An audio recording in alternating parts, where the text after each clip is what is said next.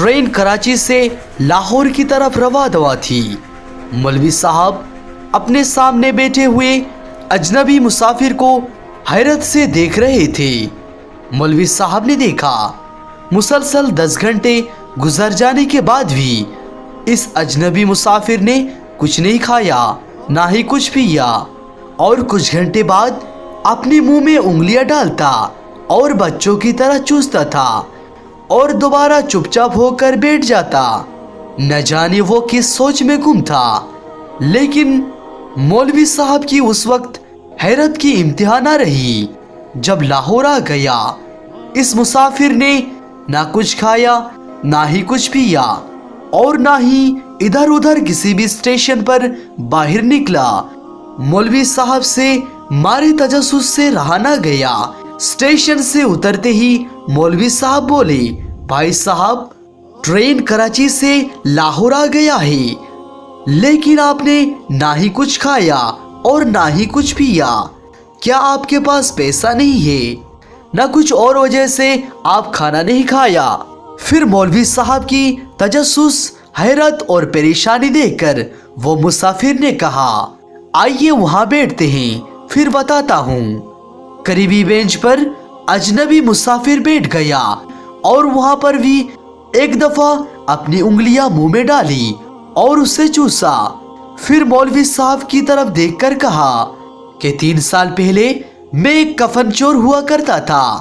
एक दफा कई मैयत हुई और मुझे पता चला, लिहाजा मैं जनाजे में शामिल हुआ ताकि मैं कब्र याद रख सकूं और रात के वक्त आकर कफन चोरी कर सकूं।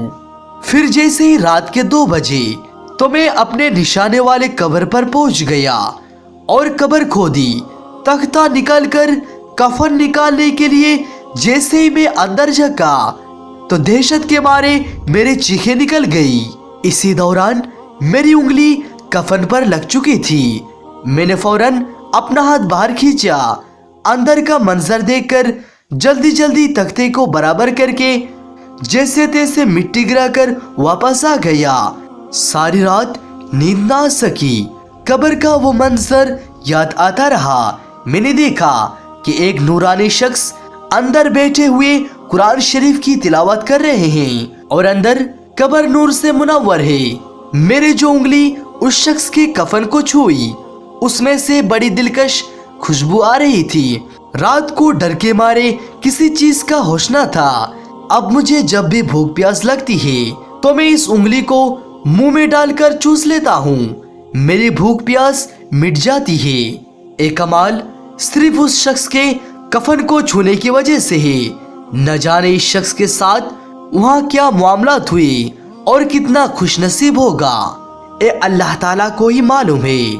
सुभान अल्लाह। सुबह के वक्त जांच पड़ताल के लिए मैं फौरन कब्रिस्तान में पहुंच गया। वहां जाकर तख्ती पर नाम और वलीदियत का पता पड़ी और बस्ती में वापस आया। इस साहिबे कब्र वाले का नाम तजम्मुल हुसैन था। आखिरकार पूछते पूछते मैं उसके घर पहुंच गया। घर देखने के बाद मैं वापस अपने घर आ गया।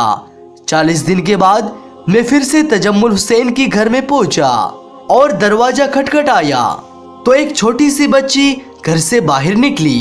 पूछने पर मालूम हुआ कि ये तजम्मुल हुसैन की बेटी है। इतने में उसकी माँ पर्दे से बोली, बेटी कौन है? मैंने जैसे तैसे हिम्मत करके तजम्मुल हुसैन की बेवा को बताई और पूछा कि आपके शौहर ऐसा कौन सा अमल किया करते थे कि जिसके वजह से अल्लाह ताला ने आपके शौहर को इतना बुलंद इनाम बख्शा है। तो तजम्मुल हुसैन की बेवा बोली कि भाई साहब, अमल के बारे में तो मुझे कुछ पता नहीं, लेकिन हाँ, मुझे इतना जरूर पता है कि मेरा शौहर हर रोज कुरान मजीद की तिलावत करते और अल्लाह ताला से ये दुआ किया करते थे कि या परवरदिगार, तू मुझे कयामत तक कुरान मजीद की तिलावत करने की तौफीक अता फरमा और मेरा शुमार उन लोगों में से फरमा जो लोग कब्र में तेरी इबादत करते हैं। ये सुनने के बाद मैं वापस घर आ गया। आज इस वाक़े के 3 साल हो चुके हैं और आज भी अल्लाह ताला का शुक्र है कि मैं अब कफन चोर नहीं रहा। میں بھی قرآن پاک کی تلاوت کرتا ہوں اور یہی دعا مانگتا ہوں کہ یا پروردگار تم مجھے بھی قیامت تک قرآن پاک تلاوت کرنے کی توفیق عطا فرما۔ سبحان اللہ۔ آخر میں اللہ تعالیٰ سے دعا ہے کہ یا پروردگار تو ہمیں بھی قرآن مجید کی تلاوت کرنے اور سمجھنے کی توفیق عطا فرما۔ آمین ثم آمین۔